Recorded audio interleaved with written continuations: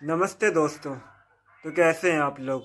तो मैं आज बात करने वाला हूँ बैंक एग्ज़ाम के बारे में कि बैंक एग्ज़ाम की तैयारी हमको कैसे करनी है। बैंक एग्ज़ाम की तैयारी करने से पहले या फिर किसी भी एग्ज़ाम की तैयारी करने से पहले हमें लगातार पढ़ना चाहिए। कंटिन्यू अगर पढ़ाई करेंगे तो ही हमें कुछ समझ में आएगा। अगर हम एक एक दिन का गैप रखेंगे तो हमें कुछ समझ में नहीं आएगा, क्योंकि कोई भी चीज़ है वो अगर हम धीरे धीरे करें तब हमारे वो समझ में आता है। मैथ के लिए तो सबसे पहले यही है कि जितना सिलेबस पूरा करना है एक बार सिलेबस करो, उसके बाद फिर उनके सवाल करो, उसके बाद फिर मॉक टेस्ट लगाओ।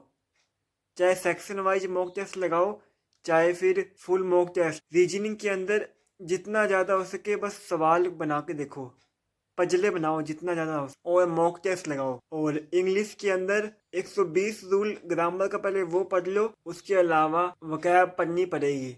और वकैब एक दिन में नहीं आएगी, उसके लिए लगातार पढ़ना पड़ेगा। जितना ज़्यादा हम वकैब पढ़ेंगे उतना हमें समझ में आएगा। और पैरा जंबल की भी कई प्रैक्टिस लगाओ, क्योंकि पैरा जंबल के सवाल थोड़े से ओखे होते हैं, लेकिन हमें अगर समझ में आ जाए तो हम उसको आराम से कर लेंगे। इसके अलावा जितना ज़्यादा हो सके उतना ना इंग्लिश की बुकें पढ़ो, क्योंकि इंग्लिश की बुकें जितना हम पढ़ेंगे उतना हमें वो लाइन समझ में आने लग जाएगी। कई बोलते हैं कि हमें द हिंदू पढ़ना चाहिए, वो अपनी अपनी चॉइस है।